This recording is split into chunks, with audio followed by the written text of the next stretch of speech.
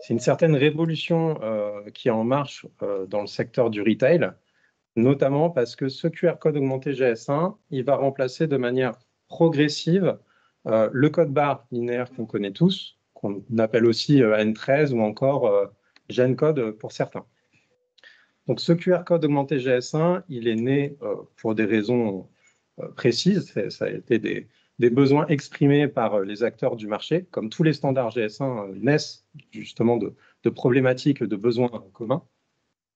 Ce QR code augmenté GS1, en soi, l'idée de base, c'était de limiter aussi la prolifération des outils de capture qu'il peut avoir sur un packaging pour avoir plus de lisibilité pour le consommateur.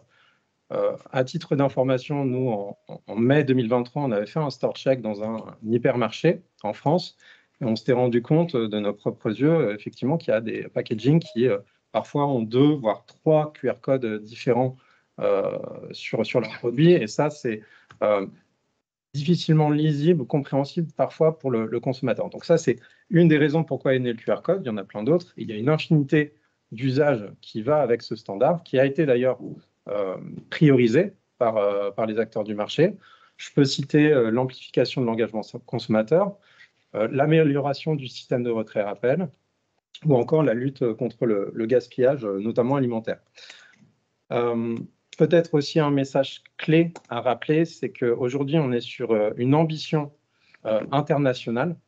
Donc, ce n'est pas juste le fait de la France de passer de l'EN13 vers le QR code augmenté GS1.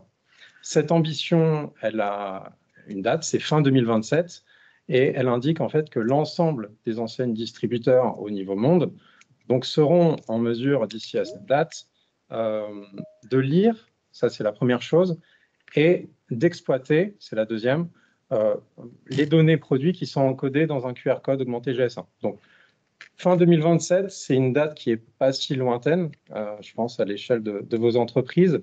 Donc, c'est pourquoi c'est important, dès à présent, de déjà tous se mettre en ordre de marche dans la mise en œuvre. Donc, à la fois les industriels, les enseignes distributeurs aussi, et bien entendu, les offreurs de solutions qui ont les solutions techniques. Donc, c'est pourquoi on a lancé une communauté d'intérêt PGC en 2023 dans le but de pouvoir échanger avec vous, de vous faire connaître le QR code augmenté GS1 et aussi de connaître vos besoins. Donc ça, j'y reviendrai dans un instant sur la communauté d'intérêt PGC pour vous présenter les principaux résultats de 2023 et pour aussi que vous compreniez le cheminement de ce qu'on a prévu sur 2024. Voilà pour cette introduction. Quelques bonnes pratiques à vous rappeler pour qu'on puisse tous participer dans la joie et la bonne humeur aujourd'hui. Je vous invite, si ce n'est pas déjà fait, à couper votre son, enfin couper les micros si vous ne vous exprimez pas, à vous identifier aussi dans le chat avec votre prénom, votre nom et votre entreprise aussi. Vous pouvez bien entendu demander à prendre la parole dans le chat en levant la main ou en écrivant dans le chat. On a des collègues ici qui pourront monitorer le chat et vous répondre aussi. L'idée, c'est qu'on va présenter 5 séquences aujourd'hui. À chaque fin de séquence, il y aura une partie de questions-réponses. Donc, n'hésitez surtout pas à commenter, participer, poser des questions. C'est aussi votre moment, ce webinaire. Ce n'est pas juste une redescente d'informations. Aussi, dernière chose, on vous invite à éviter de faire plusieurs choses en même temps, même si je sais que pendant un webinaire d'1h30, c'est parfois compliqué de rester focus tout du long, mais c'est important, je pense, pour aussi vous puissiez poser vos questions, d'avoir tous les éléments en tête.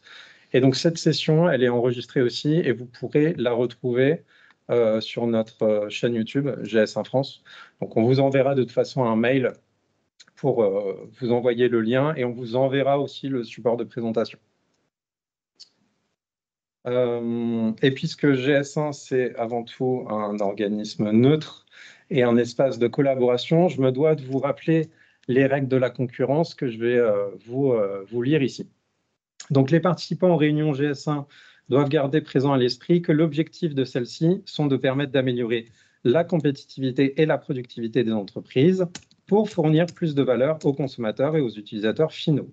Dans la mesure où les actions de GS1 impliquent la collaboration d'entreprises qui par ailleurs sont en compétition entre elles, une grande attention doit être apportée au respect des règles de la concurrence, à savoir la participation est volontaire et l'absence de participation aux activités de GS1 ne peut pas être utilisée pour pénaliser quelque entreprise que ce soit. Il ne peut y avoir aucune discussion sur les prix, boycott, refus de vente ou partage de marché. Si un participant pense que la réunion dérive vers des discussions non autorisées, le sujet doit être suspendu jusqu'à l'obtention d'un avis juridique. Les réunions doivent être conduites selon un ordre du jour communiqué à l'avance et donner lieu à un compte-rendu préparé rapidement après la séance. Les comités groupes de travail de GS1 n'émettent que des recommandations. Chaque entreprise reste libre de décider de leur mise en œuvre. Tous les standards développés par GS1 sont volontaires. Voilà, donc j'ai parlé brièvement en intro de la communauté d'intérêt PGC. Donc celle-ci, elle est liée au QR code augmenté GS1. Elle accueille à la fois des adhérents et non-adhérents de GS1 France. On peut dire qu'il y a une vraie représentativité de l'écosystème PGC dans cette communauté. On peut retrouver 5 typologies d'entités. Il y a des anciens distributeurs, des industriels, fédérations professionnelles, offreurs de solutions et parfois aussi des représentants des pouvoirs publics. Sur 2023, on l'a lancé le 26 septembre dernier. L'idée, c'était d'échanger avec vous donc, pour récolter des besoins et aussi que vous puissiez proposer des actions. Donc, je pense que sur 2023, vous avez tous à peu près compris à quoi servait le QR code augmenté GS1, les usages, les bénéfices et impacts derrière. Et en échangeant avec vous en fin d'année, beaucoup d'entre vous nous ont dit que OK, maintenant, on sait ce qu'est le QR code augmenté GS1. Concrètement, comment on le met en œuvre aujourd'hui? C'est pourquoi on est parti sur un nouveau format de communauté d'intérêt aujourd'hui, qui est beaucoup plus opérationnel et beaucoup plus concret. On va faire des réunions thématiques comme celle-ci aujourd'hui pour vous aider à déployer, à mettre en œuvre le QR code augmenté GS1 pour répondre à des besoins spécifiques que vous avez exprimés. Donc, voici à l'écran la timeline des actions qu'on va faire en 2024. Je précise juste avant de présenter ces actions que les dates que vous voyez en orange le sont à titre provisoire du fait que le lancement, l'ouverture d'une réunion ou d'une action est aussi dépendante du bon avancement de la précédente ou des précédentes actions qui ont été menées. Toujours est-il qu'aujourd'hui, on en est à notre deuxième rendez-vous avec ce webinaire. On a eu un premier rendez-vous le 25 mars dernier, qui était une réunion ad hoc, où on a créé avec une quarantaine ou cinquantaine d'acteurs du marché une note d'expression besoin métier sur le cas d'usage spécifique de l'engagement consommateur. Je ne vais pas revenir en détail tout de suite sur ce point parce que c'est justement un axe de présentation du webinaire, donc on pourra le détailler tout à l'heure. En juin, on a prévu la rédaction d'un ce qu'on appelle un Statement of Business Need sur la typologie des produits à poids variable, donc, qui a été un cas d'usage qui a été priorisé par la communauté. Ce document, il est censé récapituler et regrouper les besoins du marché, les objectifs stratégiques, techniques, etc. Et aussi déjà envisager là où les solutions qui seraient possibles pour pallier aux problématiques qui ont été énoncées dans ce document. Ce document est important dans le sens où après, on pourra ouvrir un groupe de travail qui sera cette fois-ci par contre uniquement dirigé aux adhérents de GS1 France qui ont signé une IP Policy et ça va permettre de construire en fait là où les solutions pour répondre au contenu du Statement of Business Need. En septembre, je pense qu'il y a beaucoup d'entre vous qui l'attendent aussi, c'est un atelier technique qu'on voudrait organiser, notamment avec les offreurs de solutions, sur différentes solutions d'impression, que ce soit sur la préimpression et l'impression en ligne, notamment quand on parle de données dynamiques, données chaudes, qui sont les numéros de lot, etc. En octobre et novembre, on va faire un peu un remake de la réunion du 25 mars, mais cette fois-ci sur 2 cas d'usage différents et là aussi priorisés par le marché, qui sont l'anti-gaspillage et le retrait-rappel. Et en décembre, donc on fera une réunion de fin d'année pour faire un bilan tous ensemble sur les actions qui ont été menées, faire un point aussi à date sur le déploiement du QR code augmenté GS1 et préparer l'année 2025 comme on a pu le faire pour cette année 2024. Donc les besoins exprimés par la communauté d'intérêt, je ne vais pas tous les présenter, mais aujourd'hui, on va en traiter 5 au cours de ce webinaire. C'est ceux qui ont une loupe au-dessus de l'encart. C'est notamment comment informer les domaines métiers intégrés dans un groupe de travail interne et qui mettre autour de la table. Connaître tout ce qui est coût, étape, temporalité de mise en œuvre. Comment être accompagné dans un projet de mise en œuvre, justement, que ce soit par de la formation sur comment rédiger le cahier des charges, comprendre les spécifications fonctionnelles du QR code augmenté GS1. Il y a un besoin de standardisation de l'information encodée dans un QR code en fonction du cas d'usage, sur l'engagement de consommateur, du retrait-rappel, etc. Et un autre besoin important aussi, c'est d'avoir une meilleure visibilité sur les solutions qui sont proposées aujourd'hui par le marché, par les offreurs de solutions. Quand vous menez un projet de mise en œuvre, pour vous assurer que derrière, il y a une faisabilité technique, notamment par exemple sur le respect des cadences de production si vous intégrez un QR code augmenté GS1. Voilà, donc on va passer maintenant aux 5 grands axes de ce webinaire. Donc, on va vous présenter un guide simplifié, plutôt un leaflet qui est dédié aux TPE-PME. On vous présentera aussi le générateur de QR code augmenté GS1 qu'on a ouvert dernièrement à l'ensemble des filières. On vous présentera aussi un guide pas à pas, le modèle de qualification engagement conso qui découle de la réunion justement du 25 mars dernier. Et on vous présente également les services d'accompagnement de GS1 France si, en plus des éléments qu'on a présentés, vous avez besoin d'aller plus loin, d'être accompagné par nos services. Voilà, je vais passer maintenant la main à Jean Renaud, qui est le responsable marketing de GS1 France. Merci Vincent, bonjour à tout le monde. Donc, je suis effectivement responsable marketing chez GS1 France et donc j'ai eu l'occasion de travailler sur ces différents supports avec nos équipes en interne, mais également avec un certain nombre d'intervenants externes qui nous ont accompagnés dans la préparation de ces outils.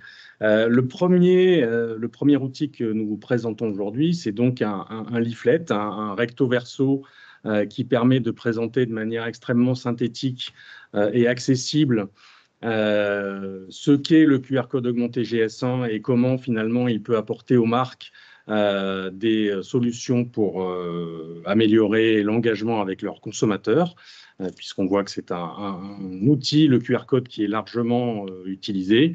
Et l'objectif, c'est de pouvoir finalement augmenter dès maintenant les QR codes pour se préparer à cette migration. Alors, on a fait ce premier document avec quelques objectifs bien précis. D'abord, de pouvoir s'adresser directement et de manière simple à un panel d'entreprises plutôt de type TPE-PME dans leur premier accès au QR code augmenté GS1, avec l'objectif de simplifier, de vulgariser et d'aller à l'essentiel, parce que finalement, on est dans une perspective de se préparer au passage en caisse et au remplacement de l'EAN13 actuel par le QR code augmenté GS1, qui pourra se faire, et je rebondis sur une question qui est arrivée dans le chat, qui pourra se faire à minima avec l'intégration du GTIN dans ce QR code augmenté GS1, et donc une bascule de l'EAN13, le code barre que vous connaissez aujourd'hui, vers un QR code augmenté GS1 avec le GTIN. Bien évidemment, on verra par la suite qu'on peut mettre aussi plus d'informations dans un QR code augmenté GS1, mais la base et le minimum sera de toute façon le GTIN. Et donc ce guide, comme vous l'a présenté Vincent juste avant, va permettre de répondre à 2 des besoins qui avaient été exprimés par la communauté d'intérêt PGC, qui était effectivement d'être accompagné dans un projet de mise en œuvre, parce qu'aujourd'hui, on a bien conscience que cette ambition de migration, elle peut générer un certain nombre de questions, un certain nombre d'interrogations, voire de craintes.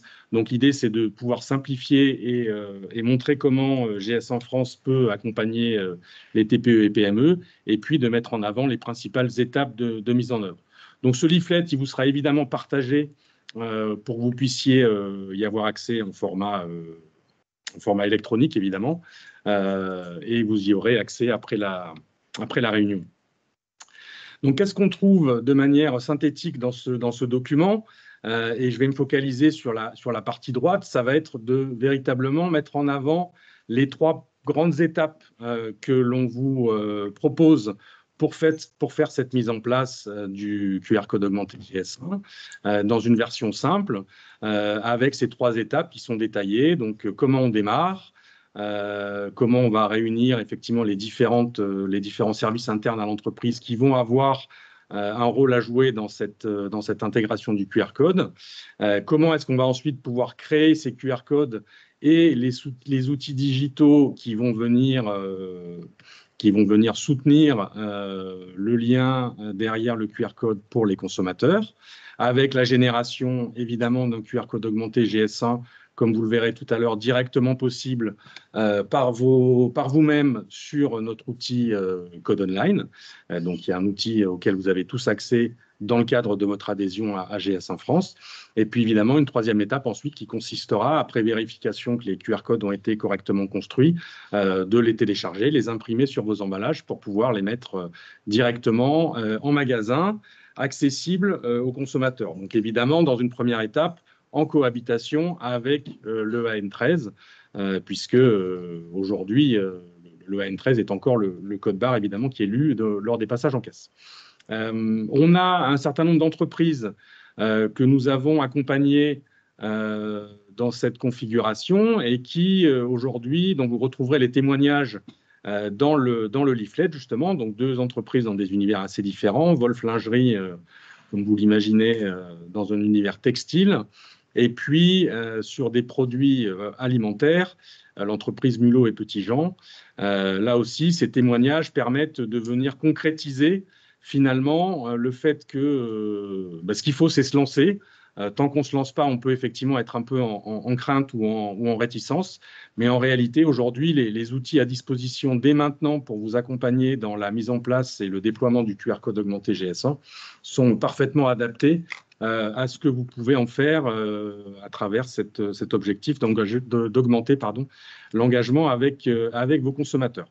Donc voilà, on a des entreprises de plus en plus nombreuses qui basculent, qui commencent à intégrer ce QR code augmenté GS1 sur leurs emballages et qui, du coup, voilà, témoignent à travers ce leaflet, mais vont également témoigner par la voix de Christine Barthes, qui est déléguée générale de la FEF et qui nous a accompagnés dans la réalisation de ce leaflet. Donc, Christine, je vous laisse la parole pour nous expliquer un petit peu dans quel contexte tout ça s'est fait. Bonjour à tous et merci de m'avoir invité à témoigner. Donc, la FEF, c'est un facilitateur relationnel et un facilitateur de business pour des entreprises indépendantes françaises, donc plutôt à majorité des TPE-PME au sein de la grande consommation, c'est-à-dire aussi bien alimentaire que non alimentaire, et un facilitateur aussi bien en GSA, GSB, RHD et e-commerce. Dans notre souci du quotidien à la FEF, sur l'ensemble des thématiques que nous adressons, c'est s'assurer que l'information, les messages sont adaptés à des TPE-PME qui sont des couteaux suisses, qui n'ont pas des expertises sur l'ensemble des sujets, mais qui ont besoin de comprendre vite l'intérêt, l'objectif et aller de l'avant. Donc, avec Vincent et l'équipe de GS1, nous nous sommes dit il y a quelques mois que si on voulait embarquer les entreprises dans ce QR code augmenté, il fallait parler vrai, il fallait partir de retours d'expérience, donc d'entreprises qui sont déjà aujourd'hui engagées dans la démarche, parce que dans toute conduite de changement, ce qui est important, c'est d'abord de voir les bénéfices. Ensuite, c'est de voir comment des entreprises ont déjà implanté et implémenté les choses et qu'est-ce que ça veut dire pour moi, entreprise, pour pouvoir le faire. Donc, dans ce cadre-là, notre première étape, ça a été véritablement de créer un leaflet recto verso qui vous a été présenté. L'objectif étant, comme c'était évoqué précédemment, de vulgariser et d'informer. Parce que c'est l'étape 1 dans une mise en mouvement. C'est-à-dire pour mettre en mouvement, c'est d'abord d'informer, c'est ensuite de montrer que des entreprises l'ont déjà fait, et ensuite effectivement que c'est accessible et donc rentrer dans la démarche. Donc aujourd'hui, nous en sommes à l'étape 1, c'est-à-dire que nous avons réalisé ce leaflet, nous avons fait un premier webinaire avec nos adhérents et ce leaflet est disponible pour tous nos adhérents qui sont présents aujourd'hui à la communauté à cette réunion. Ce leaflet est disponible sur l'espace adhérent de la FEF. Maintenant, dans l'étape 2, avec GS1, c'est suivre la mise en mouvement des entreprises, c'est-à-dire quelles sont les entreprises qui ont identifié et manifesté leur intérêt, quelles sont les entreprises qui sont rentrées dans un processus d'information, et ensuite suivre cette montée en puissance, parce que je suis convaincue d'une chose, c'est que c'est pas parce que il y a une obligation, une ambition, une obligation calendaire que les entreprises intègrent les choses et se mettent en mouvement.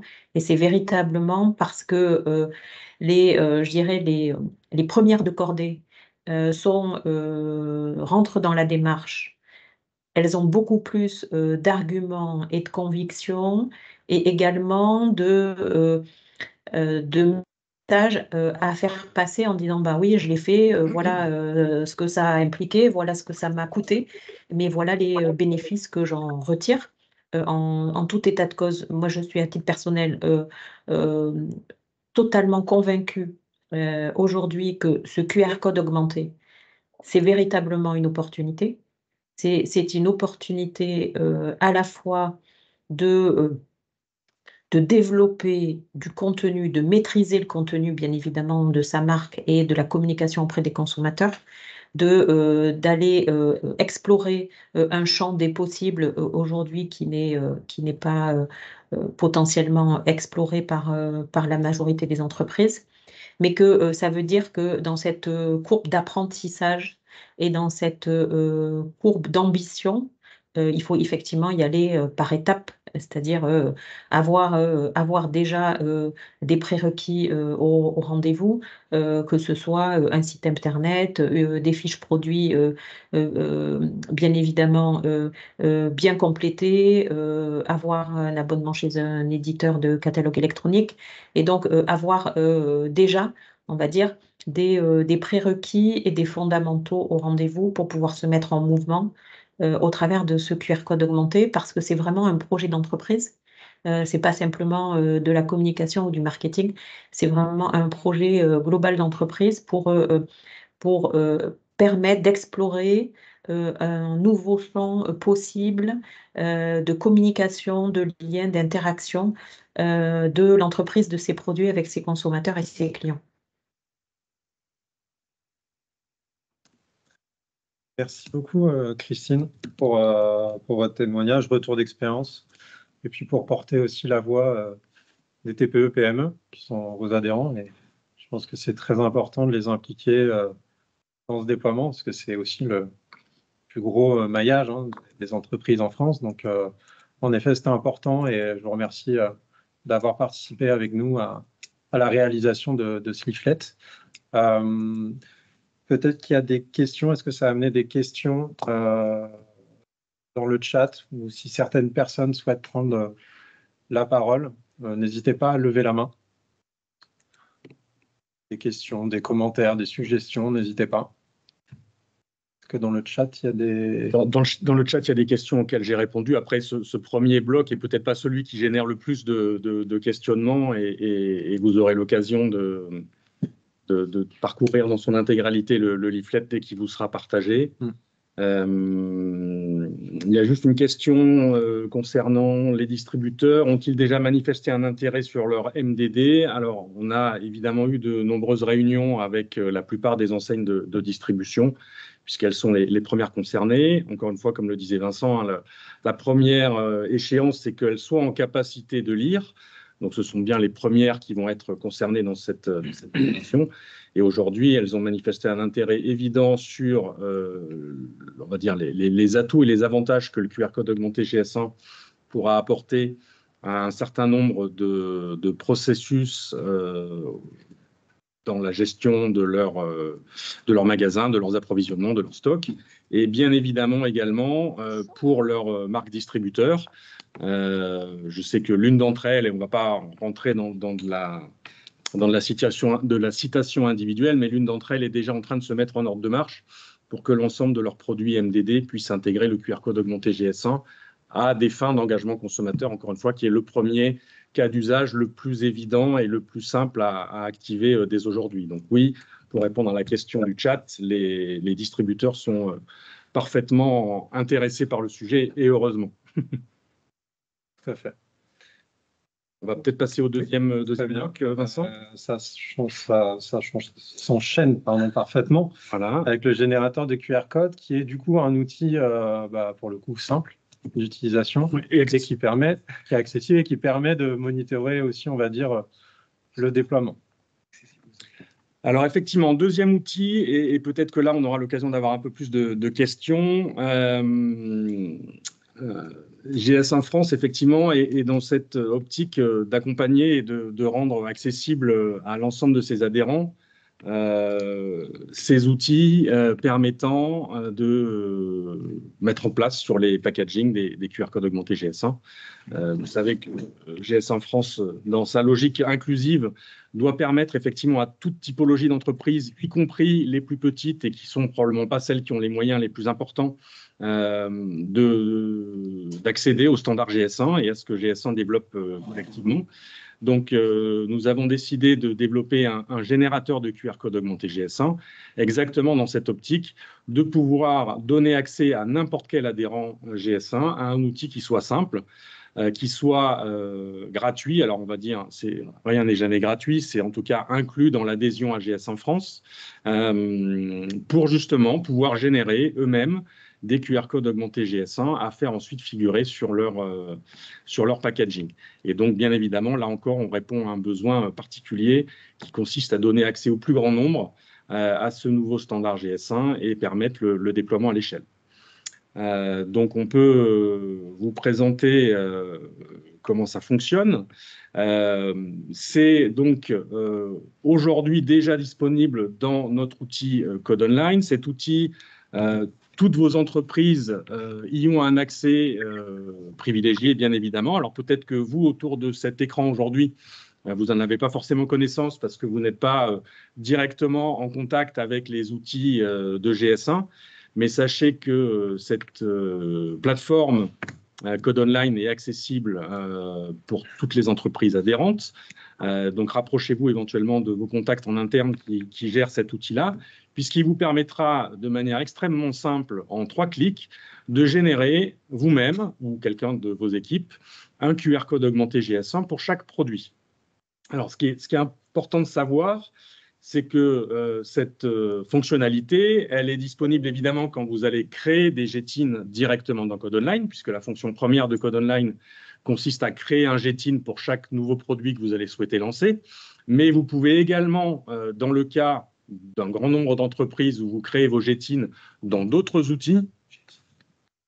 Oui, alors on me dit de rappeler ce qu'est le GTIN. Donc le GTIN, ce sont les 13 chiffres qui constituent le code identifiant unique et non ambigu de chacun de vos produits, qui s'est appelé EAN, voilà, dans le temps. Donc voilà, le Global Trade Item Number. Donc vous pouvez tout à fait choisir d'importer dans Code Online des produits et leurs GTIN qui ont été créés en dehors de Code Online, et à partir de là, vous trouverez de nouveau en 3 clics la capacité à générer ce QR code. Et en fait, ce générateur de QR code, on va avoir une petite démonstration juste après.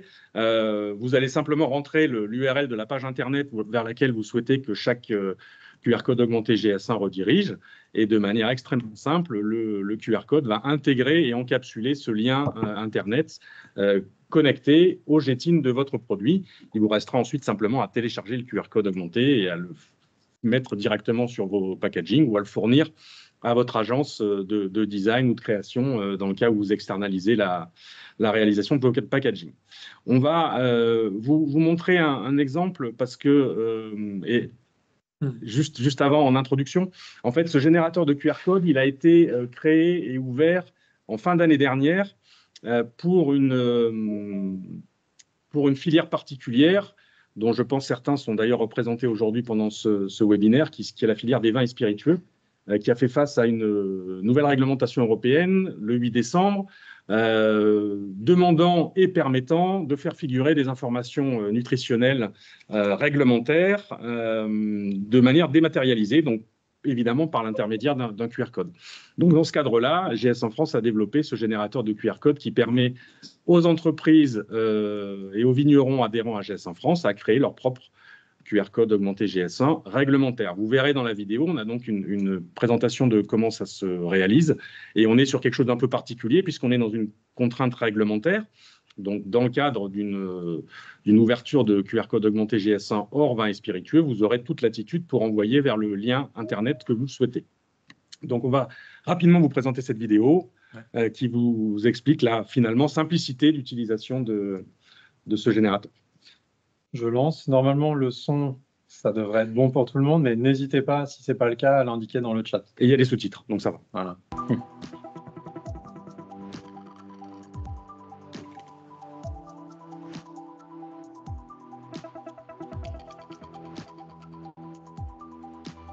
Sandrine, vous êtes adhérente chez GS1 depuis 1992 et en effet vous utilisez notre plateforme Code Online qui vous permet de codifier vos produits et de générer le QR code augmenté GS1. Est-ce que vous pouvez nous montrer comment vous utilisez ce service aujourd'hui? Nous allons créer une fiche produit ensemble de façon à voir le côté très simple et rapide de la création du QR code. Donc le produit, il s'agit de la bouteille de Chardonnay 75 centilitres.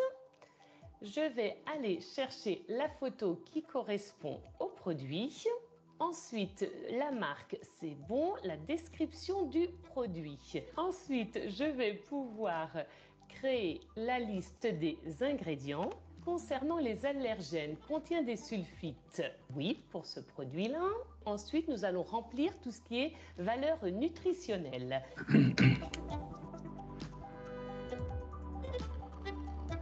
Et je clique sur Continuer. En quelques clics, j'ai pu générer ma fiche avec toutes les informations obligatoires, ce qui me permet ensuite de créer le QR code. Le QR code augmenté GS1 est généré. Je vais pouvoir maintenant l'intégrer dans mon étiquette.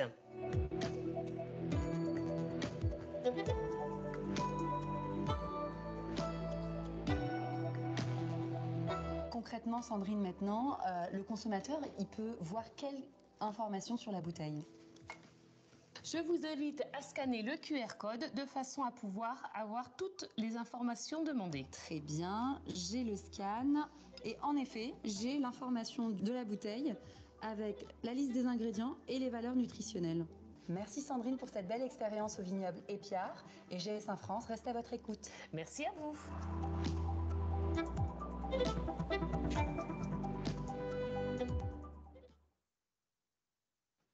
Voilà, donc comme je vous le disais, ce générateur a été ouvert en fin d'année dernière pour la filière vin et spiritueux. Il a également été ouvert depuis le mois de mars à l'ensemble des filières représentées chez GS en France. Les chiffres que vous voyez là, ce sont les entreprises en mouvement. On a aujourd'hui déjà passé le seuil des 500 entreprises qui sont venues utiliser Code Online pour générer des QR codes augmentés GS1. Donc évidemment, parce qu'ils ont commencé avant, les entreprises et les vignerons de la filière vin et spiritueux représentent quasiment une moitié de ces entreprises-là. Mais des entreprises de l'univers cosmétique et d'autres secteurs, notamment produits de grande consommation, sont également massivement venus utiliser ce générateur de QR code. On a chaque semaine à peu près une quarantaine de nouvelles entreprises qui viennent utiliser notre service et générer des QR codes pour leurs produits. Alors, entre le moment où on va générer ces QR codes et le moment où ces QR codes vont se retrouver sur les produits, bien évidemment qu'il y a un temps de latence. Mais en tout cas, on voit que cet outil répond véritablement à un besoin de pouvoir avoir de manière simple, accessible et relativement non réservé à des techniciens, un accès facilité. Voilà, donc ça c'est vraiment important pour nous. On a d'ailleurs choisi de faire témoigner une de ces entreprises qu'on a vu apparaître dans nos reportings. La société Berry Grain. Alors, je crois que Marie Ogui est là, mais je ne suis pas sûr que ce soit Eva Baer finalement qui nous ait rejoint pour témoigner. Donc, Marie, je vais vous laisser la parole pour nous expliquer finalement comment vous avez, découvert le générateur de QR code et comment vous l'utilisez. Alors, on ne vous entend pas, Marie.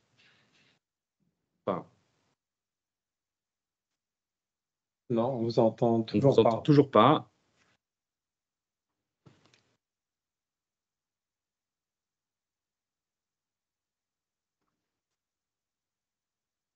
Je peux juste passer sur la slide suivante. Ouais.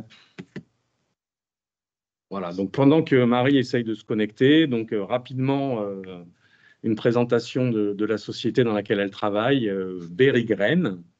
Donc, comme son nom l'indique, basé dans le Berry, et comme son nom l'indique également, qui commercialise des graines. Voilà, même des super graines alimentaires. C'est une jeune entreprise qui est donc producteur de céréales et de légumineuses 100% françaises et qui aujourd'hui vend ses produits dans différents circuits de distribution, notamment en grande et moyenne surface, et qui a donc profité de l'occasion de ce générateur de QR code augmenté GS1 pour aller créer une trentaine, si ma mémoire est bonne, de QR code augmenté GS1 destinés à figurer sur leur prochain packaging annoncé au mois de septembre, si ma mémoire est bonne. Donc je vois Marie qui sourit, donc a priori c'est que je ne raconte pas trop de bêtises, mais on ne l'entend toujours pas. Non. Mais voilà, après je ne vais pas pouvoir témoigner à sa place sur à quel point elle a trouvé ça fantastique et facile, parce que vous ne me croiriez pas. Ce que je propose peut-être en attendant, parce que j'ai vu qu'il y avait des questions dans le chat, on peut prendre peut-être ces questions et voir après si Marie arrive en effet à mettre le son. Moi, je n'ai pas accès au chat. Est-ce que vous pouvez peut-être lire les questions à voix haute? Oui, moi j'en aurais une, bonjour. Je suis de la société K+S, on est producteur de sel de table par exemple. C'est des petits conditionnements parfois et du coup je voudrais savoir si, comme on le voyait dans la vidéo, le QR code pourrait venir se substituer. Alors attendez, pardon, j'aurais peut-être pu mettre ma caméra. Aurait pu venir se substituer à des obligations réglementaires de marquage. Alors, on a une spécificité dans la filière vin et spiritueux, c'est qu'ils étaient jusqu'au 8 décembre 2023 exemptés du règlement INCO. Qui oblige à mettre les valeurs nutritionnelles. Qui oblige à intégrer la liste d'ingrédients et les valeurs nutritionnelles. Pour des questions historiques, ils n'étaient pas intégrés dans ce règlement INCO. Ils le sont devenus et ils ont eu la possibilité, de par probablement des négociations entre les fédérations et les États et l'Union européenne, de le faire de manière dématérialisée, c'est-à-dire par l'intermédiaire de l'utilisation d'un QR code. Aujourd'hui, à ma connaissance, il n'est pas possible pour d'autres filières que celle des vins et spiritueux de faire la même étape de dématérialisation. Est-ce que ça arrivera un jour? On peut imaginer qu'un certain nombre d'acteurs se saisissent du sujet et du précédent vin et spiritueux pour dire « mais pourquoi nous, on ne pourrait pas faire pareil ?» Mais là, je ne présume pas de ce que sera l'avenir. Mais aujourd'hui, ce n'est pas possible de remplacer des informations qui doivent apparaître en clair sur les emballages par une version dématérialisée comme pour les vins. D'accord, c'est très clair, merci. Le QR code ne peut pas se substituer à la réglementation en vigueur, en gros. le QR code n'est qu'une réponse à la réglementation. Donc, Exactement. il faut respecter la réglementation et on propose le QR code comme une réponse. Ça peut être une solution pour digitaliser, comme ça l'était dans les 20 SP, mais pour l'instant, c'est le seul exemple à date. Donc, ce qui fait foi, c'est la réglementation. Et après, nous, on propose des outils et des solutions en rapport avec cette réglementation. Est-ce qu'il y avait d'autres questions? Alors, on a une autre, alors qui n'est pas une question. Globalement, votre présentation met en avant le fait qu'on insère des données statiques dans ces QR codes. Alors, si c'est le cas, ce n'est pas volontaire, mais c'est vrai qu'aujourd'hui, on va dire la mise en place la plus simple du QR code augmenté GS1, c'est effectivement de le faire au niveau du GTIN, ce qui permet notamment de se contenter d'avoir l'impression du QR code directement. Ah, Marie revient. Est-ce que Marie revient avec du son? Est-ce que Marie revient avec du son? Non. Toujours pas. Aïe, aïe, aïe. C'est tragique. Quel dommage. Peut-être essayer de vous connecter sur le téléphone, peut-être, éventuellement. Donc effectivement, aujourd'hui, le focus, il est plutôt sur des données statiques, mais bien évidemment que les données dynamiques type numéro de lot, date limite de consommation ou autres pourront tout à fait être intégrées dans le futur avec des impacts en termes de fabrication et d'industrie. Après, ce qui est important aussi, c'est que là, la vidéo a pour vocation de mettre en avant ce que nous, on propose GS1 France en termes d'outils avec Code Online. Et aujourd'hui, Code Online ne permet de générer que des données statiques. Mais voilà, c'est, on va dire, la présentation de Code Online.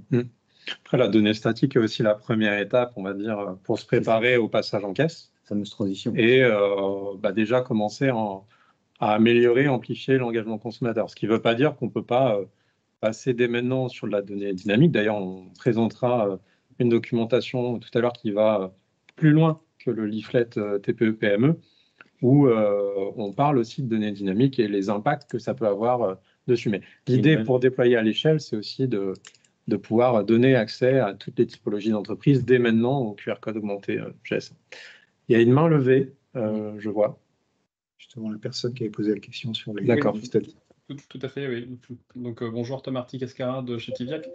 Je réagis un peu à ce que vous dites. C'est juste que mes questions tournent autour souvent de la donnée, l'origine de la donnée. Pourquoi? Parce que les investissements qui sont derrière, ce n'est pas les mêmes.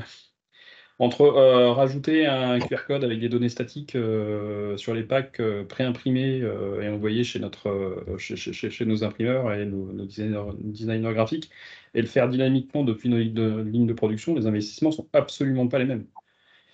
Et nous, chez Tipiac, on m'a clairement chargé de savoir, grosso modo, quel cahier des charges on va avoir pour aller vers le QR code. Parce que vous comprenez bien que, sur une ligne, imprimer un QR code dynamique avec DLV plus, plus numéro de lot, ça a des impacts de productivité, de lisibilité et d'investissement qui sont assez importants. Et ce n'est pas les mêmes coûts de revient qu'on peut assurer à la fin de l'année si on doit déployer le QR code. Complètement. Alors, j'ai répondu en partie dans le chat à votre question, je crois. Aujourd'hui, voilà, le cahier des charges ne viendra pas de GS1 France. Nous, on n'est pas là pour dire au marché ce qu'ils doivent faire. En revanche, on aura très certainement des enseignes de distribution qui vont se positionner et avoir un certain nombre de demandes ou pas, de suggestions. Est-ce qu'elles seront dans la contrainte? Aujourd'hui, on n'est pas en capacité de vous le dire, et je pense que même elles ne le savent peut-être pas encore. Si certains distributeurs sont dans l'assistance et veulent réagir, bien évidemment, n'hésitez pas. Mais il est en tout cas très clair que les impacts en termes industriels ne sont pas les mêmes selon qu'on met de la donnée dynamique ou de la donnée purement statique. Donc ça, c'est quelque chose qui est bien évidemment clair. Mais sur voilà, GS1 n'aura pas de cahier des charges là-dessus. D'accord. Nous, on mettra à disposition les standards qui permettent. Ensuite, sauf erreur, tout à l'heure, Vincent présentait le planning 2024 des différents ateliers autour de la communauté PGC. Il y a un atelier qui est prévu autour du retrait-rappel, sauf erreur de ma part. Dans le sujet à retrait-rappel, il y aura sans doute des discussions justement autour de ces sujets. Donc, ça peut être aussi l'occasion pour vous de participer à ces discussions et de savoir quelles sont les tendances et quels sont les besoins du marché par rapport à ça. Oui, tout à fait. Mais bon, voilà, ce sont des...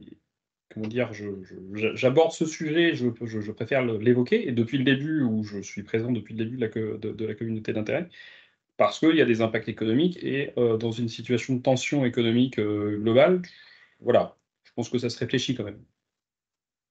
Alors, on va prendre encore une ou deux questions dans le chat, et puis après, il faut qu'on avance, parce qu'on est déjà un petit peu en retard. Une question d'Isabelle Bernadac. Un générateur de QR code augmenté peut-il être développé en interne avec un résolveur maison? La réponse appartiendra à Lionel, qui nous en parlera tout à l'heure.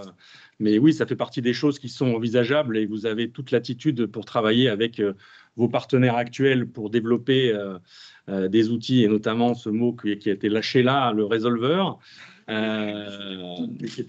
Et autre question de Nadim, est-ce qu'il y a besoin de passer par Code Online pour gérer les informations et générer le QR code, ou tout cela peut être géré via une solution de type PIM ou catalogue électronique? Toutes les solutions sont possibles. De nombreux offreurs de solutions sont en train de travailler ou ont déjà mis en place des solutions pour vous accompagner dans la création et la gestion de vos QR codes augmentés GS1. Donc, aucune obligation de passer par Code Online. Simplement, Code Online est un outil qui est mis à la disposition de ses adhérents par GS1 France et qui vous permet de le faire de manière simple, en ayant intégré les fiches produits de manière automatisée. Et vous pouvez faire de l'import en masse pour justement retrouver ces fiches produits dans Code Online et ensuite aller créer les QR codes augmentés GS1. Donc, pas d'obligation à utiliser Code Online. Il y a plein d'autres solutions qui sont et qui seront disponibles. Simplement, voilà, GS1 France met à disposition une solution qui permet de le faire de manière simple, rapide et efficace. Voilà. Bon, Marie, définitivement, on est super convaincus que vos super graines vont super bien se porter avec des super QR codes augmentés GS1. Et malheureusement, oui, on ne pourra pas entendre votre... Oh, ça y est. J'ai changé de PC, c'est pour ça. Allez, ça vous devait avez marcher. 2 minutes pour je nous fais dire... Donc, du coup, oui, Berry Grain, en fait, alors nous, on est producteurs et distributeurs, donc déjà depuis 2017, donc comme vous l'avez dit, de graines, donc que ça soit quinoa, donc majoritairement, qui est vraiment notre produit d'appel, donc lentilles, pois chiches, petits épeautres, etc. Et donc vraiment la volonté c'était de développer nous des filières équitables, durables, avec juste rémunération des producteurs, avec des cultures assez rustiques, bonnes pour l'environnement et donc qui nécessitent, qui ont un faible impact sur l'environnement, donc qui nécessitent peu d'eau, peu d'engrais, peu de pesticides, donc vraiment des graines pour le coup d'avenir à l'heure actuelle. Et nos produits donc, sont pour la plupart dans les grandes surfaces, dans les GMS, mais aussi les épiceries fines, les petits magasins de producteurs, etc. Et c'est vrai qu'on essaye d'axer un maximum sur l'information de nos méthodes de culture, donc pour informer vraiment les consommateurs sur la provenance des produits, traçabilité, dans quelles circonstances c'est cultivé. Et c'est vrai que du coup, GS1, c'est les QR codes, ça va nous permettre justement de faire ça, parce que c'est vrai que sur les packaging, donc en fait, à l'heure actuelle, on est en train de les refaire. Vraiment, on a la volonté de tout internaliser à 100%. Donc nous, donc ce que vous avez dit, à partir du mois de septembre, à peu près, les packaging vont être nouveaux et du coup vont être faits, nous, sur place, sur la ferme. Et c'est vrai que du coup, ça nous permet aussi parce qu'on n'a pas de la place forcément sur les packaging, de mettre toutes les informations qu'on souhaite. Donc là, ça va nous permettre justement ça, de rediriger sur le site web, que lui aussi, on est en train de refaire à l'heure actuelle. Et du coup, de fournir aux consommateurs des informations en supplément. Et c'est vrai qu'avec les QR codes en augmenté, c'est vrai que c'est pour ça c'est super, super pratique, parce que c'est très simple d'utilisation, c'est à portée de main de tout le monde, quasiment tout le monde a un téléphone, peut scanner un QR code, donc c'est vrai que c'est vraiment simple d'utilisation. Et c'est vrai que l'arrivée du coup des QR codes, c'est vraiment tombé à pic, parce que quand on a eu l'idée, vraiment une semaine après, le timing était parfait. On a reçu un mail de GS1 qui disait on l'a mis en ligne en fait. Donc c'était vraiment bien. Et au niveau après de ce qui est vraiment des QR codes, c'est vrai que l'interface, c'est vraiment simple de prise en main, c'est hyper intuitif. Donc c'est très simple d'utilisation. Et l'avantage surtout, c'est qu'on peut vraiment le régler, entre guillemets, le QR code à selon la place en fait, qu'on a vraiment à notre besoin. Ça s'adapte vraiment. Et si on a besoin, c'est vrai, de changer le lien, C'est hyper pratique parce que maintenant, on avait les QR codes, pas les QR codes, pardon, les codes barres. C'est vrai que dès qu'on changeait un produit, le code barre changeait, donc il faut tout réadapter. Que là, si vraiment on change juste le lien sur lequel redirige le QR code, il n'y a pas besoin de régénérer des QR codes, en fait, ça change automatiquement. Et pour ça, c'est vrai que c'est super simple et super pratique. Donc, du coup, voilà. C'était notre objectif, c'était vraiment ça, de porter aux consommateurs toutes les informations possibles qu'on ne pouvait pas inclure dans les packaging. Ce qui nous est possible avec les QR codes maintenant. Merci beaucoup Marie, et soyez certaine qu'on vous rendra probablement une petite visite d'ici le moment où vos QR codes arriveront sur les packaging pour voir comment tout ça se passe. Pas de problème, c'est avec plaisir. Merci en tout cas pour votre témoignage très clair et j'espère encourageant pour toutes les autres personnes autour de l'écran. Pas de souci, merci. Merci beaucoup Marie. Alors, on va passer à la troisième typologie d'action, plutôt de documentation pour le couple, donc qui est un guide pas à pas. Donc aujourd'hui, ce guide, il est en version draft plus, on va dire, il est presque finalisé. À l'heure actuelle, il nous manque encore, je vais dire, quelques retours des acteurs du marché pour légitimer le fait de publier ce guide. Donc, j'aurai un call to action à vous faire en fin de présentation de ce guide pour vous inviter aussi à co-rédiger ce guide, ou en tout cas le finaliser pour fin mai, on va dire. On a un petit quart d'heure de retard. Ouais, je vais accélérer. Du coup, ce guide, pourquoi il existe? C'est dans le titre, hein, c'est pour vous baliser le chemin dans la mise en œuvre. On l'a vu comme une sorte de guide référence qui est utilisable par tous, c'est-à-dire par toutes les typologies de métiers, parce que dans les porteurs de projets au sein de vos entreprises, parfois il y a des personnes de l'IT, parfois ça peut être des gens du marketing, ça peut être des gens de la qualité, donc il faut que ce guide il soit compréhensible par toutes les typologies de métiers, mais aussi par toutes les entreprises, que ce soit de la PME, que ce soit de la grande entreprise. Il y a souvent une question qui revient, et c'est un des besoins qui a été exprimé, hein, c'est quand par exemple je dois créer un groupe de travail interne, qui c'est que je dois mettre autour de la table, quels sont les messages que je dois porter, et aussi quelles sont les étapes dans un projet de mise en œuvre. Donc c'est ce qu'on a voulu faire aussi avec ce guide, c'est de structurer les différentes étapes par lesquelles vous allez pouvoir passer de la préparation jusqu'au déploiement physique sur vos packaging. Donc, les besoins auxquels il répond, ça répond à 3 des 5 besoins qu'on aborde aujourd'hui. Qui c'est que je dois mettre autour de la table dans un groupe de travail interne? Comment je peux être accompagné dans un projet de mise en œuvre? Et aussi, quelles sont justement ces étapes par lesquelles je vais devoir passer pour déployer le QR code augmenté GS1. Donc ce guide, dans sa structuration globale, on va dire qu'il y a une partie plus introduction avec effectivement la présentation de qui est GS1 France, qui est concerné par cette transition de ce qu'on appelle du 1D au 2D, donc de l'EN13 vers le QR code augmenté, et pour quelle échéance également, et pourquoi l'existence de ce guide et quelles problématiques il peut adresser. Il y a une partie plus explication, compréhension, on va dire, sur le QR code augmenté GS1, comment il fonctionne, sa structuration, ce qu'est un résolveur conforme au standard GS1 et qu'est-ce qui va permettre aussi de plus dans la contextualisation, dans la personnalisation de l'information que je peux porter notamment aux consommateurs, et quels sont les impacts industriels. Donc, c'était le représentant de Tipia qui en parlait tout à l'heure. En effet, les impacts industriels ne seront pas les mêmes en fonction de si on utilise tout simplement un GTIN qu'on met dans un QR code augmenté GS1 ou si on veut aller vers des données produits complémentaires comme un numéro de lot, etc. Forcément, ça a des impacts industriels, notamment sur le marquage.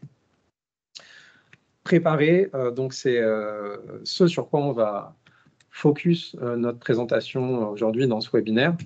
Ce sont les différentes étapes qu'on a rédigées aujourd'hui pour vous permettre de mettre en œuvre le QR code. Et une dernière partie, se projeter, où, comme on vient de le faire aujourd'hui, hein, des entreprises qui qui sont en mouvement et qui peuvent témoigner du déploiement du QR code augmenté GS1, soit parce que c'est déjà live sur packaging, soit parce que ça va l'être, où il y a une réflexion profonde pour tendre vers ce nouveau standard. Des liens utiles aussi pour aller plus loin, peut-être sur des spécifications techniques fonctionnelles du QR code, sur le GS1 Digital Link, etc. On l'a pas, ça a été par choix qu'on n'a pas voulu faire un document de 100 pages. Actuellement, ce document, il fait à peu près une dizaine de pages. L'idée, comme je l'ai dit tout à l'heure, c'est qu'il puisse être abordé par tout le monde. Donc, on n'est pas entré de suite dans le technique via ce guide. Par contre, on a des liens qui peuvent vous amener vers cette technicité si vous le souhaitez, et des annexes, notamment sur les rôles et responsabilités de chacun dans un groupe de travail que vous pouvez mener en interne, et des focus aussi sur les étapes de mise en œuvre technique, notamment sur le marquage ou encore la structuration d'un GS1 Digital Link. Donc, ces étapes de mise en œuvre, on en a 12 au total, qu'on a scindées en 3 axes. Le premier axe, c'est la préparation stratégique. En gros, c'est qu'est-ce que je dois faire en amont pour me préparer à cette mise en œuvre. Donc, c'est la création du groupe de travail, prioriser sur quel produit je veux apposer mon QR code augmenté. Il y a un deuxième axe qui est le cœur, je dirais, du projet, c'est la mise en œuvre technique, avec la rédaction d'un cahier des charges, le lancement d'un POC, les tests sur produits, etc. Pour arriver, du coup, à l'axe 3, qui est la finalité, du coup, de ce projet, c'est le déploiement sur produits physiques. Donc, pour chaque étape aussi, si besoin, on a indiqué comment GS1 France peut vous accompagner sur chaque grand axe, chaque typologie, s'il le faut. Donc ça, ce sera Lionel tout à l'heure qui présentera d'ailleurs les services d'accompagnement de GS1 France. Et aussi, on a référencé les GS1 partenaires, les offreurs de solutions qui peuvent aussi vous accompagner, que ce soit dans de la lecture, dans du marquage, dans l'implémentation d'un resolver ou encore dans de la traçabilité. Donc, on a une marketplace dédiée pour les GS1 partenaires que vous pourrez retrouver dans ce guide. Si je me focus maintenant sur l'axe 1, préparation stratégique. Donc, l'étape 1, ça paraît évident, mais c'est important aussi de le rappeler, c'est qui je mets en interne pour créer un groupe de travail et quels sont les enjeux et objectifs que je souhaite atteindre via ce QR code augmenté GS1. La deuxième étape, c'est de sélectionner soit des produits, soit carrément des gammes de produits sur lesquels je souhaite avancer, et aussi la granularité d'informations, c'est-à-dire est-ce que je souhaite uniquement aller sur de la donnée statique, donc au GTIN, ou sur la donnée dynamique, donc numéro de lot, DLC, DDM, etc. Donc ça, c'est des questions à se poser dès le début. Et du coup, de recenser aussi les contenus que je veux mettre à disposition. Est-ce que je veux simplement mettre à disposition des informations nutritionnelles? Est-ce que je veux mettre à disposition des tutoriels, des conseils d'utilisation, etc.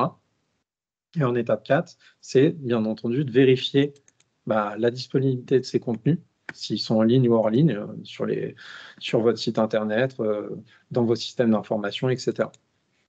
Et dernière étape de cette préparation stratégique, c'est évaluer les compétences techniques que vous avez en interne, que ce soit sur l'informatique, que ce soit sur des capacités graphiques pour changer vos packaging, etc. Et aussi sur les outils industriels qui sont nécessaires à la mise en œuvre. Je pense notamment aux outils de marquage, aux ERP, aux WMS, etc. Donc ça, c'est des questions qu'il faut se poser parce que, en effet, ça peut nécessiter des investissements financiers et techniques en fonction de ce que vous souhaitez faire. L'axe 2, c'est la mise en œuvre technique. Donc, le but ici, c'est de passer dans le vif du sujet, on va dire, dans le plus gros du projet, c'est la rédaction d'un cahier des charges, à la fois sur le marquage du 2D et aussi sur la structuration en soi du GS1 Digital Link. L'étape 7, ça va être de valider une impression sur un QR code augmenté GS1 test qui peut se faire via un BAT notamment.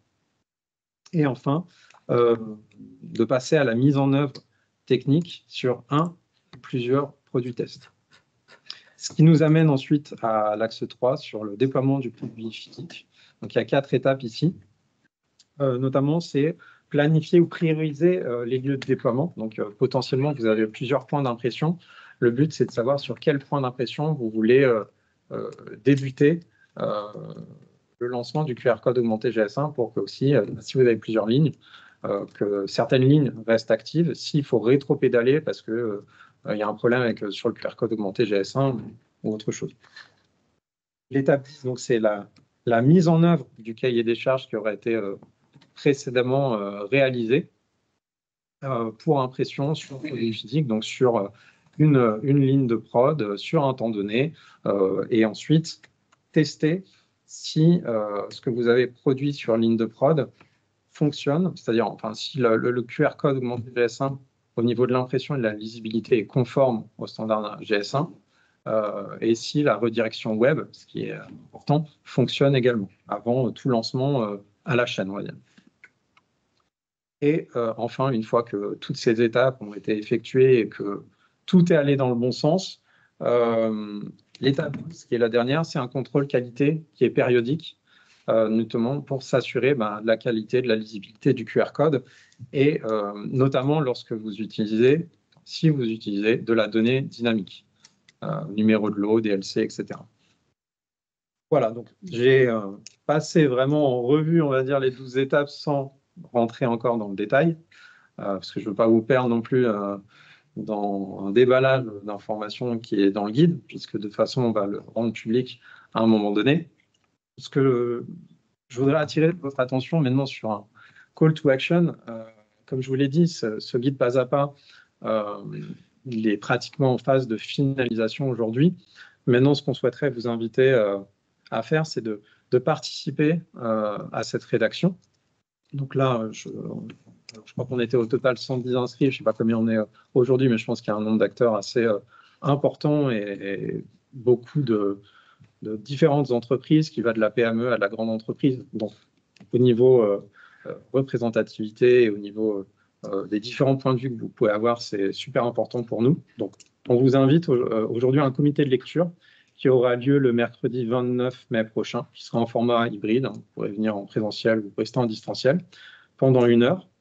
Si vous souhaitez vous inscrire à ce comité de lecture, ce que je vous engage bien entendu à faire, vous pourrez recevoir une version draft de ce guide. Les critères, je veux dire, pour participer, c'est de lire en amont le guide qu'on va vous envoyer et de nous faire parvenir aussi en amont les commentaires, les suggestions, etc. que vous pourriez avoir sur ce guide. Le but, c'est qu'on soit vraiment productif pendant cette heure de travail, on va dire, où on va apporter aussi peut-être des complémentarités avec ce que vous avez dit, des propositions de modification du guide pas à pas, dans la mesure du possible, bien entendu.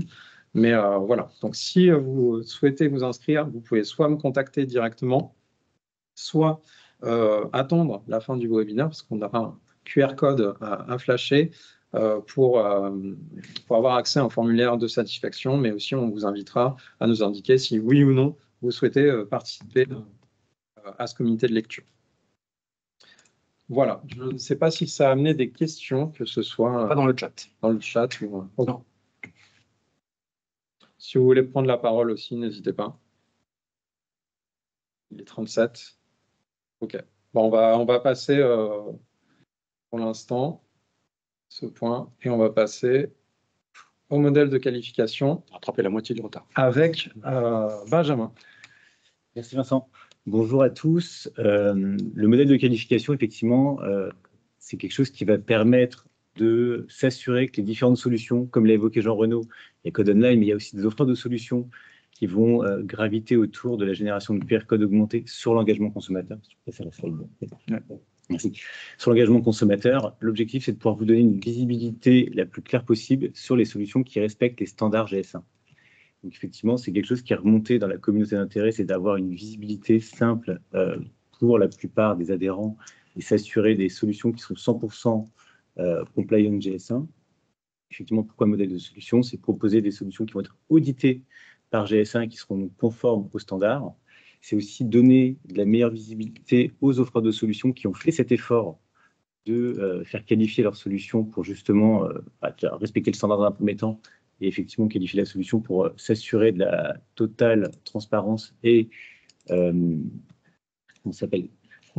Conformité, merci beaucoup Vincent. Conformité de leur solution. Et ça répond effectivement tout simplement à des besoins exprimés de standardisation de l'information pour qu'elle soit le plus opérationnelle possible, plus interopérable possible. Si on passe sur la slide d'après, il y a eu effectivement le 25 mars donc, la rédaction d'une note d'expression des besoins métiers. Cette note d'expression on va dire, répond à trois items. Le premier, c'était tout simplement définir l'engagement consommateur. Le deuxième, c'était lister les différentes opportunités business liées à l'engagement consommateur. Et la troisième, de manière assez évidente, c'est en fait lister toutes les opportunités, les données produits, je dirais, qui sont liées aux opportunités qui ont été identifiées. Le 18 avril, il y a eu la validation d'un modèle de qualification par le groupe de standardisation. Pour rappel, le groupe de standardisation, c'est des adhérents, qui soient donc, adhérents et offreurs de solutions, qui se réunissent pour définir les standards, comme le disait Vincent, sous IP Policy, qui vont définir les standards, qui vont définir les évolutions du standard autour de 3 items qui sont identifiés, capturés et partagés, s'assurer encore une fois que la donnée soit au maximum interopérable. Et fin mai, ça nous amène naturellement à quelque chose que vous voyez venir, c'est effectivement le lancement d'une offre de qualification qui répondra à tous ces besoins et qui permettra d'avoir une meilleure visibilité des offres du marché. Les avantages de cette qualification, de cette offre de qualification sont assez simples, c'est-à-dire pour les marques, il y a la garantie bien évidemment d'avoir une solution qui respecte le cahier des charges et tout simplement, je dirais, tous les éléments techniques du standard GS1, autour du QR code augmenté et de la syntaxe du Digital Link. La possibilité aussi pour elles de communiquer de manière assez efficace sur les informations qu'ils vont pouvoir mettre à l'intérieur de leurs produits. Donc ça, à partir du moment où la donnée est standardisée, c'est quelque chose qui se fait naturellement. Et comme on l'a beaucoup évoqué déjà depuis le début de ce webinaire, c'est aussi participer à cette fameuse mise en mouvement vers le QR code augmenté, donc avec l'échéance de 2027, effectivement, en ayant dès le départ un QR code qui encapsule le GTIN en plus de la N13, c'est-à-dire le code barre que vous aurez sur vos produits. Pour les partenaires, donc le pendant, donc les offreurs de solutions, c'est de manière assez évidente, c'est la garantie de pouvoir proposer une solution qui est 100% compatible avec le QR code augmenté GS1 et la syntaxe du Digital Link. La possibilité aussi pour eux d'émerger, en tout cas au moins dans un premier temps, sur la scène, parce qu'il va y avoir un nombre d'offres qui va se multiplier assez rapidement. Nous, derrière, au sein de GS1, on les associera comme ils sont qualifiés GS1, on va pouvoir les associer plus facilement à des événements. Et effectivement, ils vont nous accompagner dans le déploiement de ce QR code augmenté GS1. Et tout ça permettra effectivement de faire des mises en avant, et notamment sur la marketplace GS1. Donc, c'est mespartenaires.gs1.fr, mes partenaires au pluriel, .gs1.fr, effectivement, où là, ils peuvent carrément mettre en avant la solution et aussi mettre en avant des réalisations, donc, ce qu'on appelle tout communément des cas d'usage, et des témoignages. Ce qui répond à un des besoins, mais qui n'est pas traité dans ce webinaire notamment, c'est aussi avoir plus de retours d'expérience sur le déploiement du QR code augmenté GS1, parce que GS1 propose aussi des services d'accompagnement, mais les offreurs aussi de solutions peuvent accompagner les entreprises. Exactement. Et dans ce cadre-là, c'est important aussi, je pense, de mettre en avant toutes les typologies d'accompagnement et toutes les entreprises qui sont en train de le mettre en place, parce qu'on n'a pas forcément connaissance de tous ceux qui ont ce projet de mise en œuvre. Et je pense qu'en s'alliant aussi au GS1 partenaire, on peut avoir une base de témoignages assez complète et peut-être presque exhaustive. Très bonne transition parlant de témoignages. Je vais pouvoir céder la parole à Mathieu. Mathieu, donc, qui est le CEO de Tilcal. Tilcal, qui est une offre de solutions GS1. Oui, bonjour à toutes et à tous. Merci Benjamin pour l'invitation. Oui, donc Mathieu, donc, je dirais une société qui s'appelle Tilcal. On est effectivement offreur de solutions. En fait, on offre une plateforme de traçabilité bout en bout pour les chaînes d'approvisionnement. Permet à la fois de collecter de la donnée depuis l'origine, de la traiter, de l'analyser, et puis in fine de fournir alors, tout ce qu'on va appeler dans la typologie, enfin dans la nomenclature européenne plutôt, on va appeler ça nous des Digital Product Passport, des passeports produits digitaux, mais qui du coup sont accessibles à travers, des digital links GS1 et qui sont, enfin, et un QR code augmenté GS1 sur les packaging des produits de nos clients. Et donc on fait ça aujourd'hui pour des marques dans différents secteurs. Si j'en cite quelques-unes connues, typiquement Cœur de Lion sur toute la gamme Coulommiers, Longchamp sur l'ensemble de leur gamme produit, alors aujourd'hui très textile et en cours sur la partie maroquinerie. Et puis Danone sur à la fois les laits pour enfants, mais alors sur un marché que vous ne voyez pas, parce que c'est sur le marché chinois, et sur toute la gamme laits végétaux, donc il y a la gamme Provamel, Alpro. Donc ça, c'est d'abord pour dire que des gens en mouvement, enfin des marques en mouvement, il y en a. Le retour d'expérience peut-être un peu, parce que je pense que c'est peut-être ça qui est intéressant. Il y a plusieurs choses. Effectivement, il y a toute cette histoire d'étager en fait le déploiement. Comme il a été évoqué plusieurs fois, c'est évident que mettre insérer de la donnée dynamique, typiquement des numéros de lot, etc., dans des QR codes, c'est notablement plus compliqué parce que ça a un impact sur la ligne de production. En revanche, c'est aussi assez évident que l'intérêt profond du QR code augmenté, du Digital Link, c'est de donner accès à la donnée dynamique.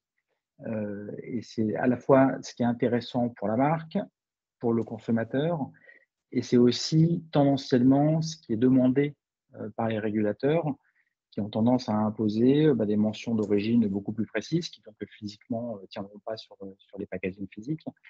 Donc mention d'origine précise égale globalement de données dynamiques.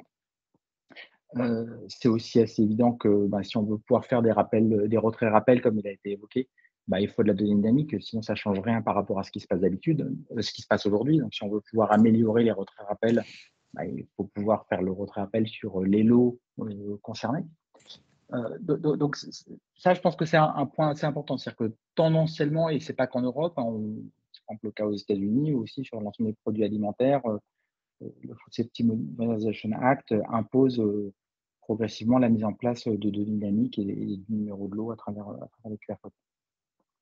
Donc ça, je pense que c'est quand même quelque chose qui est vraiment à garder en tête, c'est-à-dire que le passage par un QR code avec données statiques, ça peut être un passage, mais quand on regarde même à échéance 2027, il est très très probable quand même que ce soit un passage extrêmement transitoire et que la réglementation demande d'aller un peu plus loin. Le deuxième élément, c'est que cette transition, en fait, elle n'est pas forcément directe de données statiques à données dynamiques. Il y a une phase intermédiaire, et en fait, c'est par exemple le cas de ce qui est fait avec Cœur de Lion, qui est un QR code statique qui permet ensuite de renseigner une information dynamique qui est déjà sur le packaging, qui est typiquement le numéro de lot, et qui donc permet, via une manipulation, qui n'est pas idéale, mais qui permet du coup de donner au consommateur accès à de la donnée dynamique. C'est une espèce de phase intermédiaire entre de la donnée purement statique, intérêt quand même limité, et de la donnée purement dynamique, plus compliquée à mettre en place. Il y a cette étape intermédiaire possible. Troisième élément que je voulais faire en termes de retour d'expérience, c'est que ce qui est hyper important aussi, au-delà de la mise en place du QR code lui-même, il y a toute la donnée que la marque retire en fait de la mise en place du QR code. Notamment, quel est le taux d'engagement sur vos produits, dans quelle zone géographique, qu'est-ce qui est consulté comme information. Enfin, en fait, vous pouvez retirer énormément d'informations. Donc, c'est assez important aussi, je pense, dans la réflexion sur la mise en place et les choix technologiques, de plateformes, de partenaires, etc., qu'ils ont fait, de bien avoir cette idée que l'information reçue en échange, elle est assez critique. On a par exemple des clients qui utilisent ce genre d'informations pour de localisation pour aller détecter des marchés gris ou des choses comme ça. Et le dernier point que je voulais évoquer, là aussi pour donner un peu de perspective et qui est un peu l'espèce de citation qui est mise là sur le slide. C'est que je pense qu'il faut voir aussi ce qui se passe globalement à l'international et pourquoi cette normalisation par GS1 elle est absolument fondamentale. Je l'évoquais au début, tout ça s'inscrit enfin dans une dynamique globale qui est la question de mettre en place progressivement des passeports digitaux sur les produits. Mais ça se conçoit en fait sur l'ensemble de la chaîne.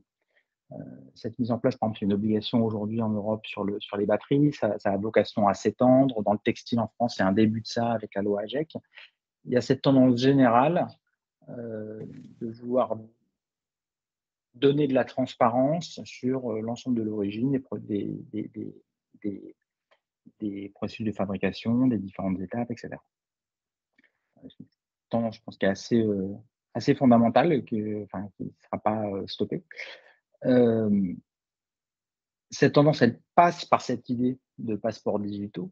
Et bien évidemment, à chaque étape d'une chaîne d'approvisionnement, le passeport digital d'un composant peut être fait avec un certain modèle technologique, et puis le passeport digital d'un autre composant avec un autre modèle technologique, une autre plateforme, et puis le produit fini à un troisième composant technologique. Donc tout ça va devoir s'interopérer, va devoir dialoguer. Et c'est là, à mon avis, que toute la normalisation GS1 sur le digital link et sur le QR code augmenté devient absolument fondamentale, quoi. Et juste pour donner un témoignage du groupe de travail auquel je participe personnellement, je participe au travail des Nations Unies, de l'UNESC justement sur les passeports produits, la normalisation des passeports produits à l'échelle globale. Le choix qui est en train d'être fait, mais je vais le dire un peu entre nous, mais on fait un peu semblant d'en discuter, mais en vrai, le choix est déjà évident. C'est que l'ensemble de la normalisation que l'ONU va proposer là-dessus sur les passeports produits, ça va s'appuyer sur les standards GS1, parce que c'est le seul standard qui existe, c'est la seule logique. Sinon, il n'y a rien qui peut fonctionner, quoi. Merci beaucoup, Mathieu. Je vais partager en expérience. Merci, Mathieu. Très intéressant. Merci beaucoup. Et juste, je voulais compléter une chose sur la note d'expression de besoin. Je pense qu'on peut la partager s'il y a certains qui souhaitent l'avoir dans le cadre de la communauté d'intérêt. Juste pour dire ce qu'on avait priorisé comme données produits dans le GS1 Digital Link. Donc, il y avait le GTIN, la CPV, donc la variante produit, et le numéro de lot. Donc avec ces 3 données produits, on est capable du coup de répondre à l'ensemble des opportunités qui avaient listé le marché pour faire de l'engagement consommateur. Et c'est donc sur ces 3 données produits que se fera la qualification des GS1 partenaires pour le cas spécifique de l'engagement consommateur. Voilà. On va passer directement au service d'accompagnement avec Lionel, responsable du service delivery. Bonjour à toutes et à tous. J'encadre une équipe qui permet justement de faire le déploiement ou aider le déploiement des standards, notamment du QR code augmenté. Donc il y a 6 personnes dans mon équipe, dont 2 consultants. Et donc du coup, l'idée de ce service delivery, c'est de pouvoir vous aider à travers des services, notamment cliquez voilà, des services. Le premier service, on en a déjà un peu parlé pendant ce webinaire, c'est de la formation. Nous sommes centre agréé et certifié Calliope, centre de formation agréé certifié Calliope, dans lesquels on fournit, on donne quelques formations, dont une qu'on a thématisée sur le QR code augmenté. L'objectif, c'est de vous donner les premiers niveaux d'information sur le QR code, c'est de vous donner des éléments pour bien mettre en place aussi chez vous le QR code. Et puis, voilà, de connaître un peu plus techniquement comment ça fonctionne. Parce que vous l'avez bien dit déjà, il y a le côté passage en caisse, il y a le côté l'application aussi de mettre du lien pour les consommateurs, mais il y a aussi toute la partie donc impression, définition, base de données. Tout ça, ça fait partie on vous donne des éléments pour cette formation-là. Donc, elle se passe sur une demi-journée, à distance. 2 sont déjà prévus aujourd'hui, le 25 juin et le 19 septembre 2024. Donc, on fait une coupure pendant les vacances, évidemment, mais après, c'est une récurrence d'1 fois par mois. Et donc là, à travers les stats qu'on va vous fournir, vous avez le lien pour vous connecter. Donc voilà pour le premier service qui vous concerne. Important, là, ce sont les dates qui sont définies, mais on fait aussi des formations en entreprise et à la demande. Alors là, effectivement, c'est le format où beaucoup d'entreprises peuvent se connecter dans des entreprises différentes. Il y a le format intra-entreprise où, si vous le souhaitez, on fait une formation chez vous. Donc, la différence, c'est qu'ici, on a un format où on a des slides qui sont définis parce que c'est la formule format type. Le format intra, on vient chez vous pour former 1, 2, 3, 4, 10 personnes. Et ce format-là est un peu différent puisqu'on adapte nos slides à votre contexte opérationnel particulier. Donc, on fait un peu plus de sur-mesure. Merci, Patrice. Donc, autre service qu'on peut justement donner pour vous aider à bien déployer le QR code augmenté chez vous, c'est une démarche de conseil qui, en général, se passe en 4 temps. Le premier temps va plutôt être du diagnostic. Donc, l'idée, c'est de voir où on met les pieds chez vous, quel outil vous avez, quels sont les processus que vous avez déjà mis en place pour la codification, pour l'impression.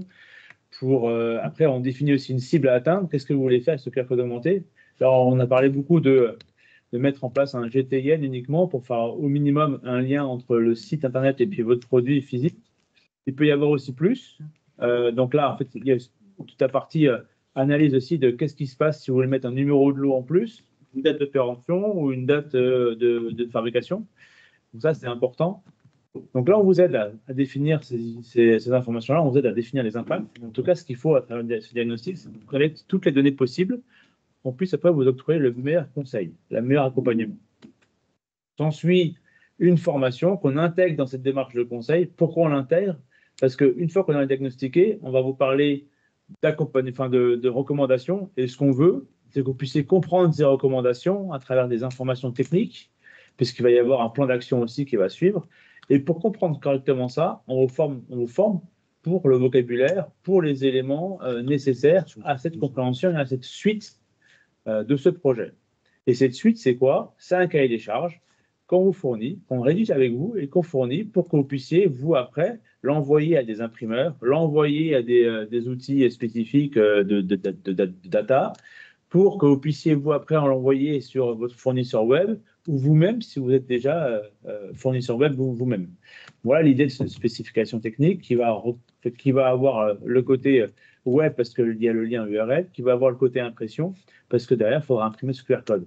Donc, soit en pré-impression avec votre imprimeur, soit vous en ligne directe, en impression directe sur vos lignes de production.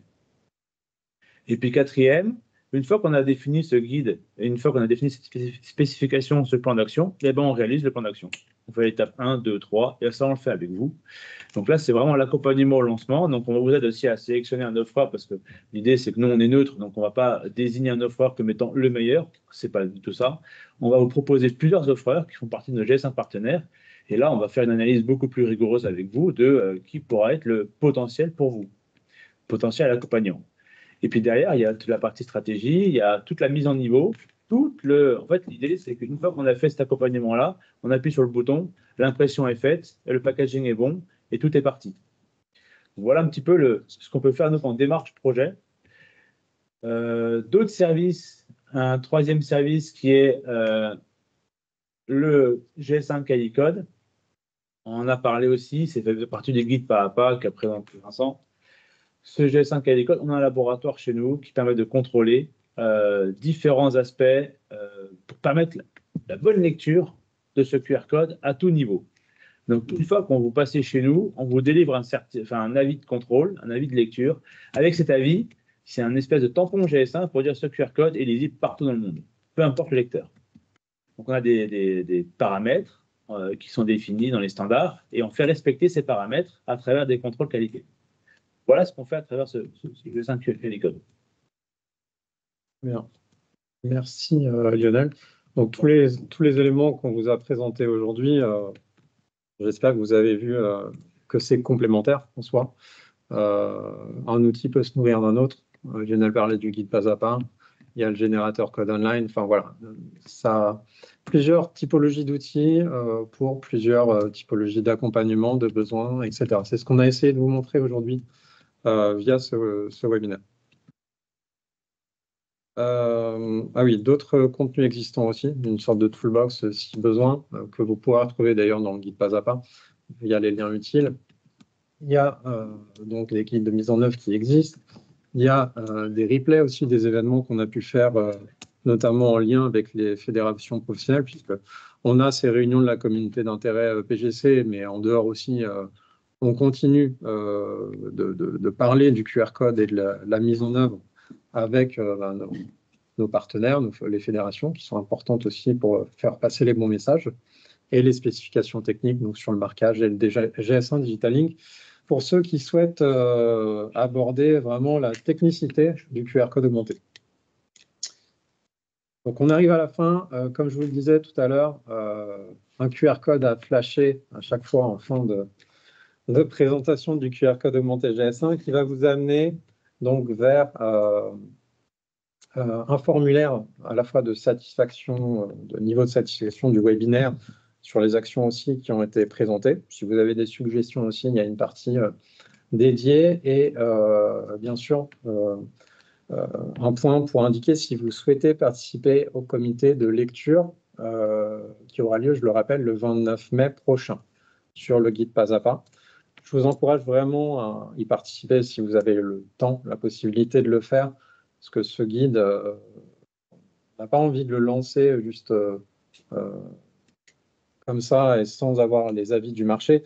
Pour nous, c'est important que vous puissiez contribuer à ce guide, c'est fait pour vous. Donc, on souhaite vous accompagner au mieux et répondre au mieux aussi aux besoins que vous avez exprimés. Donc voilà, je laisse peut-être juste encore 10 secondes si vous n'avez pas encore flashé le code.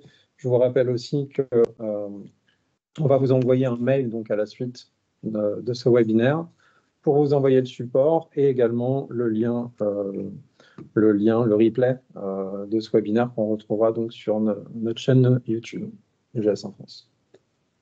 Voilà, et vous avez ici tous les contacts que vous pouvez adresser si vous souhaitez échanger, en savoir plus sur le QR code augmenté GS1.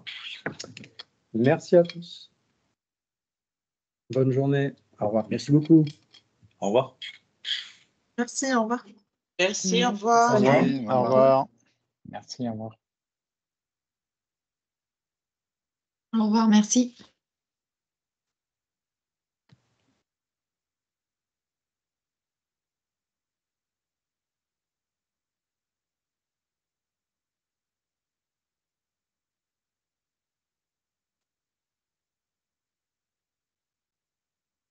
Alors.